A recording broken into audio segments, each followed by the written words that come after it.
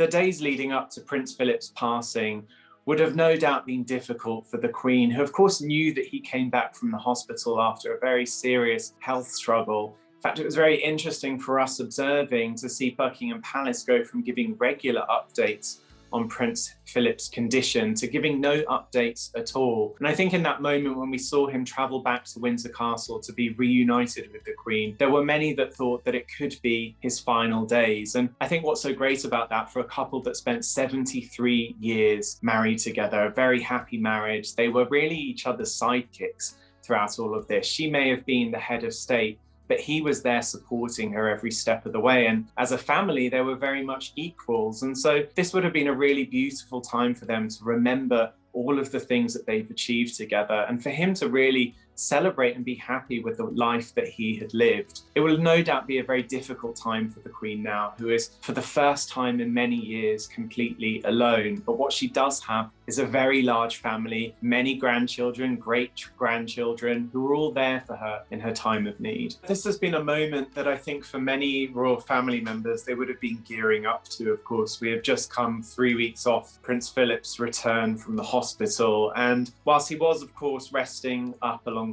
the Queen at home, I think there are many that felt that perhaps his health was in decline. And so this is a moment that I think had been a long time coming. But of course, there is a huge sense of sadness across all the royal households today, not just amongst the royal family members, but of course by the aides and staff that really grew to know Prince Philip as a person. And there is a genuine sense of sadness, but at the same time, a celebration of a life that was lived to its fullest.